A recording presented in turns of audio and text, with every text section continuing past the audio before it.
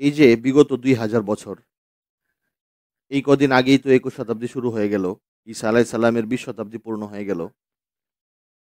১ম এ এটা নোট করে নিন যে ঈসা আলাইহিস সালামের জন্ম হয়েছে খ্রিস্টপূর্ব ১ সালে। এই কথা কি আপনারা আগে কখনো শুনেছেন?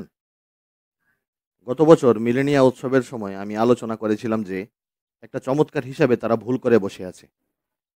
ঈসা আলাইহিস সালামের জন্ম হয়েছে ২৫শে ডিসেম্বর। তিনি জন্মগ্রহণ করলেন, এরপর জানুয়ারি মাস এলো তো ১ম বর্ষের গণনা শুরু হলো। যদি জানুয়ারি থেকে বছর শুরু হয়ে থাকে তাহলে ৬ দিন আগের বছরে ছিল। এজন্য এভাবে বলতে হবে যে Jesus Christ was born 1 year before Christ. এইভাবে। তো খ্রিস্টপূর্ব ১ সালে ঈসা আলাইহিস সালাম জন্মগ্রহণ করেন। তিনি সর্বশেষ ইসরায়েলি নবী এবং রাসূল। ইহুদি আলেমদের বিরোধিতা, শত্রুতা, ক্রুশবিদ্ধ করার আলোচনা ইতিমধ্যে করে ফেলেছি। ৩৩তম খ্রিস্টাব্দে যখন ঈসা আলাইহিস সালামের বয়স ৩৩ বছর, আল্লাহ তাআলা তাকে জীবিত আকাশে উঠিয়ে নিলেন। কিন্তু ইহুদিরা নিজেদের মধ্যে ভাবতে লাগলো তাকে ক্রুশবিদ্ধ করা হয়েছে ফলে তিনি মারা গিয়েছেন। এটা নিয়ে তাদের মাঝে মতনৈক্য আছে। ইহুদিরা বলে তিনি ক্রুশবিদ্ধ হয়েছেন, মারা গেছেন বাস। খ্রিস্টানরা বলে না, যিশু ইন্তেকাল করেছেন ক্রুশবিদ্ধ হয়ে, পরে তিনি আবার প্রাণ লাভ করেছেন। তার লাশ একটি গুহায় রেখে দেওয়া হয়েছিল, সেখানে রিজারেকশন হয়ে গেছে, তার পুনরুত্থান সেখানেই হয়ে গেছে। এরপর আল্লাহ তাকে জীবিত আকাশে উঠিয়ে নিলেন। আমরা ও খ্রিস্টানরা এই বিষয়ে সম্পূর্ণ একমত যে ঈসা আলাইহিস সালামকে জীবিত আকাশে উঠিয়ে নেওয়া হয়েছে। পার্থক্য হলো তারা মনে করে তিনি ক্রুশবিদ্ধ হয়েছেন, মৃত্যুবরণ করেছেন, এরপর জীবিত হয়ে উত্থিত হয়েছেন। আমরা মনে করি না। ওমা সলাবুহু ওমা কতালুহু, তারা তাকে না ক্রুশবিদ্ধ করতে পেরেছে আর না হত্যা করতে। বাল রাফাহুল্লাহু ইলাইহি, বরং আল্লাহ তাকে উঠিয়ে নিয়েছেন। আমরাও তারা খ্রিস্টানরা আরও একটি বিষয়ে একমত, সেকেন্ড কামিং অফ জিসাস, ঈসা আলাইহিস সালাম আবারও আসবেন। এটা খ্রিস্টানদেরও আকীদা, আমাদেরও। যাই হোক, আমি আগেই বলেছি তারা সেই সময়ই আযাবে আকবার বা কঠিন শাস্তির উপযুক্ত হয়ে পড়েছিল, কিন্তু আল্লাহ তাদেরকে একটু ছাড় দিলেন। কিন্তু সেই সময়ই তাদের উপর আল্লাহর পক্ষ থেকে দুনিয়াবী শাস্তির এক ঝড় নেমে এলো। দুনিয়াবী শাস্তি, তাও দুনিয়াতে থাকা অবস্থায়। ধ্বংস করেননি তাদেরকে।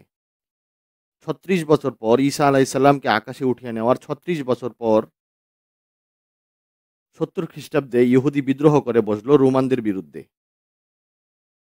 রোমান টাইটাস একজন জেনারেল ছিল, সে যেই আক্রমণ চালিয়েছিল, ১,৩৩,০০০ ইহুদি একদিনে হত্যা করলো জেরুজালেমে। আর সুলাইমানি টেম্পল ধসিয়ে দিল।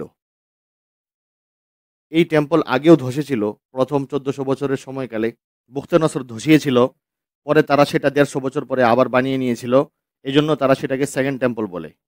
প্রথম টেম্পল যেটা সুলাইমান আলাইহিস সালাম নিজে বানিয়েছিলেন, বুখতে-নসর ধসিয়েছিল খ্রিস্টপূর্ব ৫৮৭ সালে। পরে ১৫০ বছর পর আবারও নির্মাণ করে নিল। এটা ইতিহাসের সেই অংশে যেটার বিস্তারিত আলোচনা আজ করা হয়নি। আর এই অংশে কি হলো, ৭০ খ্রিস্টাব্দে ধসিয়েছিল, আজ পর্যন্ত সেভাবেই পড়ে আছে। সেই সাথে ঘোষণা করলো যে ইহুদিরা এই ফিলিস্তিন ভূমি থেকে বেরিয়ে যাও, তোমরা এখানে থাকতে পারবে না। ফলে যে যেখানে পারলো সেখানে চলে গেল। ইউরোপে চলে গেল, এশিয়ায় চলে এলো, ৩টি গোত্র আরবে চলে গেল, যাদের আলোচনা আমি রাতে করেছিলাম, বনু নাজির, বনু কায়নুকা এবং বনু কুরাইজা। তারা সেখান থেকে এসে মদিনায় আবাদ হয়ে গেল। মোট কথা যে যেখানে পেরেছে, কিছু আফ্রিকায়, কিছু হিন্দুস্থানে, যে যেখানে পেরেছে আর কি। ডায়াসপোরা বলে তারা এটাকে, আপনারা নোট করে রাখুন, ডায়াসপোরা।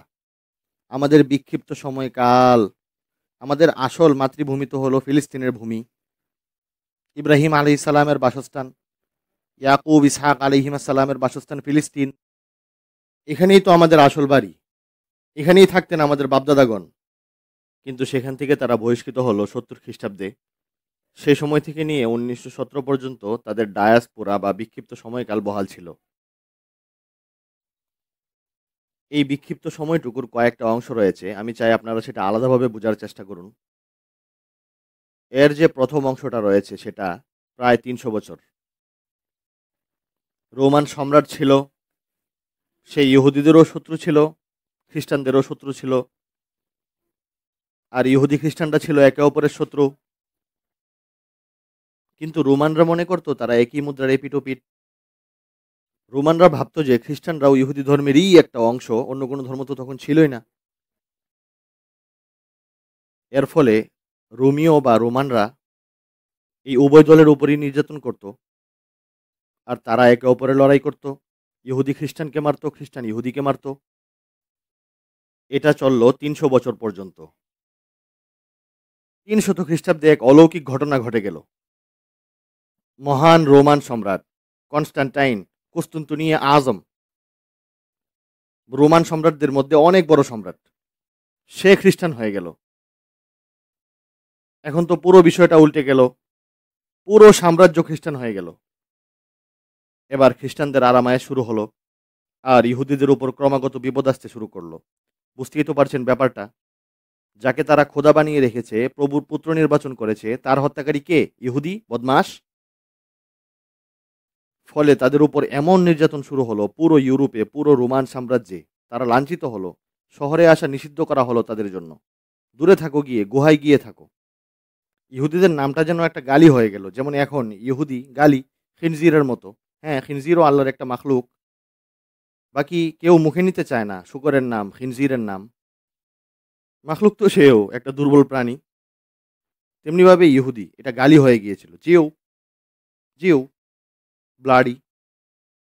সুতরাং এক তো এই দুই দলের মধ্যে শত্রুতা, যেটা কোরআনের ভাষায় ফাগরাইনা বাইনাহুমুল আদাওয়াত ওয়াল বাগদা, আমি তাদের দু দলের মধ্যে শত্রুতা সৃষ্টি করেছি। আর যখন পুরো সাম্রাজ্য খ্রিস্টান হয়ে গেল, তখন ইহুদিদের জন্য পৃথিবী সংকীর্ণ হয়ে পড়ল। এবার চলে যাচ্ছি 571 খ্রিস্টাব্দে। তখন তাদের ডায়াসপোরার কত বছর পূর্ণ হয়েছিল? 500 বছর।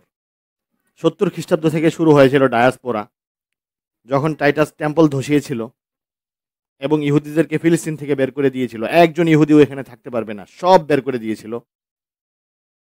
এর ঠিক 500 বছর পর 571 খ্রিস্টাব্দে হুজুর সাল্লাল্লাহু আলাইহি ওয়াসাল্লাম জন্মগ্রহণ করলেন। মুহাম্মাদুর রাসূলুল্লাহ সাল্লাল্লাহু আলাইহি ওয়াসাল্লাম। 610 সালে তার উপর ওহী আসা শুরু হলো, কিন্তু ইহুদিরা তা মেনে নিতে পারেনি। প্রথমত তারা যখন নবীজি মক্কায় ছিলেন, তখনই তার বিরুদ্ধে ষড়যন্ত্রের জাল বোনা শুরু করে দিল।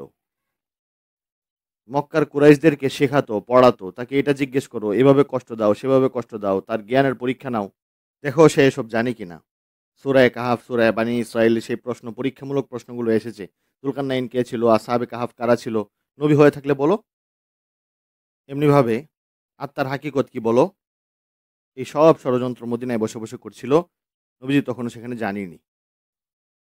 হিজরত করে যখন তিনি মদিনায় চলে এলেন, তখন এটাকে মাস্টার স্ট্রোক বলতে হবে, অর্থাৎ স্টেটম্যানশিপের মাস্টার স্ট্রোক। তিনি মদিনায় এসে ইহুদিদের সাথে চুক্তি করে নিলেন, মদিনাকে সম্মিলিতভাবে প্রতিরক্ষার ব্যাপারে, যে যদি মক্কাবাসী আমাদের উপর হামলা করে, তাহলে আমরা কাঁধে কাঁধ মিলিয়ে মিলেমিশে তা প্রতিরোধ করব। এটাকে মিসাকে মাদিনাও বলা হয়। এটার অনেক ভুল অর্থ করা হচ্ছে আজকাল। যাই হোক, আমার বিষয়বস্তু যেহেতু সেটা না, আমি সেদিকে যাচ্ছি না। এরপর যেটা হলো, প্রত্যেকবারই তারা বিশ্বাসঘাতকতা করেছে, চুক্তিপত্রের শর্তসমূহ লঙ্ঘন করেছে, ভিতরে ভিতরে ষড়যন্ত্র ও কূটচাল চেলেছে, নবীজির সাথে জঘন্য শত্রুতা দেখিয়েছে। সূরায়ে মায়েদার আয়াত নম্বর 13-তে আল্লাহ সুবহানাহু ওয়া তাআলা ইরশাদ করেন, লা তাযালু তাত্তালিউ আলা খায়নাতিম মিনহুম। হে নবী, সর্বদাই আপনার কাছে তাদের বিশ্বাসঘাতকতা এবং খেয়ানতের সংবাদ আসতে থাকবে। এবং প্রতিবারই তারা একের পর এক যুদ্ধ বাঁধিয়ে রাখার চেষ্টা করেছে। কুরাইশদেরকে খবর দিত, আসো আসো আসো, তোমরা আসলেই আমরা ভিতর থেকে বিদ্রোহ শুরু করে দেব, ধ্বংস করে দাও মুহাম্মদ এবং তার সাথীদেরকে সাল্লাল্লাহু আলাইহি ওয়াসাল্লাম রাদিয়াল্লাহু তাআলা আনহুম আজমাইন। কিন্তু যখন তারা আসতো তখন পিছিয়ে যেত, সাহস ছিল না তাদের, লড়াই করার মতো সাহস তাদের নেই। সূরা হাশরে তাদের সেই চিত্রটা ফুটিয়ে তোলা হয়েছে। সামনে এসে লড়াই করার মতো যোগ্যতা তাদের ছিল না। তারা পারত দেয়ালের পেছন থেকে, যেমন মহিলারা কখনো কোথাও যুদ্ধ বাঁধলে পুরুষরা মাঠে গিয়ে যুদ্ধ করে আর মহিলারা উপর থেকে পাথর নিক্ষেপ করে, বাস তারা শুধু সেই কাজটাই করতে পারত, মিউ ওয়ারা ইজুদুর, দেয়ালের পেছন থেকে, সামনে আসতে পারত না। যাই হোক,